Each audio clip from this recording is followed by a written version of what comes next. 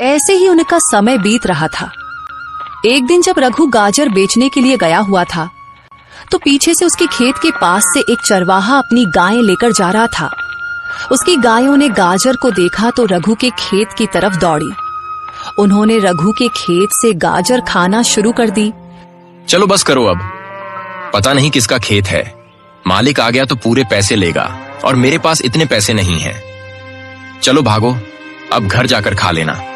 चरवाहे ने गायों को रोकने की बहुत कोशिश की, लेकिन वे नहीं रुकी।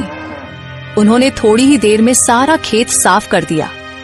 चरवाहा जल्दी से अपनी गायें लेकर वहां से निकल गया। किसी की भी नजर उस पर नहीं पड़ी। रघु की कमाई का एकमात्र जरिया यही गाजरों का खेत था। वह भी अब तबाह हो गया और रघु को इस बात की कानों कान खबर नहीं थी।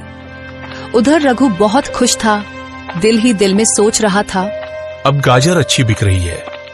मैं कुछ ही दिनों में पैसे जमा करके अपनी बेटी को एक लाल रंग का प्यारा सा सूट ले दूंगा।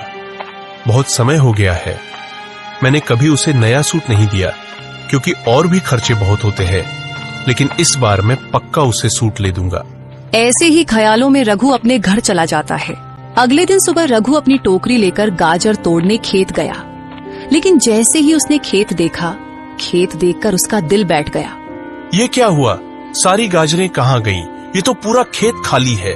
फिर उसने करीब जाकर देखा तो पता चला कि कोई सारी गाजरें खा चुका था। अब वह कौन है इसका रघु को पता नहीं था। रघु बहुत मायूस हुआ। रघु की आंखों में आंसू आ गए। मेरे पास रोटी कमाने का कोई और जरिया नहीं, अब मैं क्या करूं? रघु उदास होकर घर वापस आया। घर पहुंचकर वह बेटी के पास गया। क्या हुआ पिताजी, आज आप गाजर बेचने नहीं गए? सब ठीक तो है? आपकी तबीयत तो खराब नहीं? तबीयत तो ठीक है बेटा, लेकिन किस्मत खराब है। जब मैं खेत गया तो देखा कि पूरा खेत खाली है। पता नहीं कौन मेरी सारी गाजरें खा चुका है। मैंने आसपास कुछ लोगों से भी पूछा, लेकिन किसी को भी इस बात का पता नहीं। अब मैं क्या करूं? मुझे तो कुछ भी समझ नहीं आ रहा। दोबारा अगर खेत में गाजर लगाऊंगा तो 3 से 4 महीने लग जाएंगे। इतनी देर में हम क्या करेंगे? घर का खर्च कैसे चलेगा? मुझे तो इसी चिंता ने सताया हुआ है। पिताजी, आप इतनी चिंता मत करें। पहले ही मैं बीमार हूँ, इतनी चिंता करेंगे तो आपकी भी तबीयत खराब हो जाएगी। आप ऐसा करें कि जब तक नई गाजर नहीं उगती, आप किसी से काम का पता कर लें और गांव में ही कोई काम करें।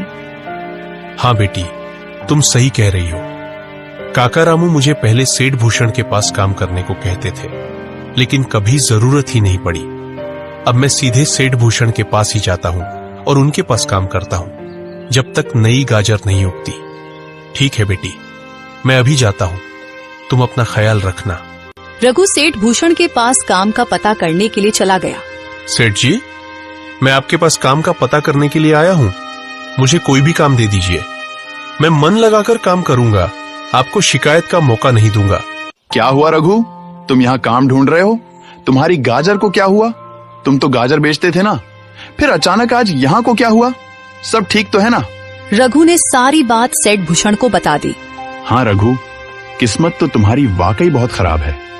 अभी 2 दिन पहले ही मुझे एक नौकर की जरूरत थी, जो कि कल ही आया है। अब मुझे किसी और आदमी की जरूरत नहीं है, लेकिन हाँ, अगर मुझे जरूरत होगी तो मैं तुम्हें जरूर बताऊंगा। सेठ जी, मैं बहुत उम्मीद लेकर आपके पास आया हूँ, मुझे कोई भी छोटा सा काम दे दीजिए। दिहाड़ी भी बेझिझक कम दीजिएगा, मैं उफ तक नहीं करूंगा। अरे रघु, अभी काम नहीं है, बोला तो है तुम्हें, जाओ, जब काम होगा तो मैं तुम्हें बता दूंगा। रघु को सेठ भूषण ने कोई भी काम नहीं दिया। वह वापस घर की तरफ नहीं लौटता, बल्कि आगे पीछे गांव के कुछ लोगों से काम का पता करता रहा, लेकिन किसी के पास भी कोई काम नहीं मिला।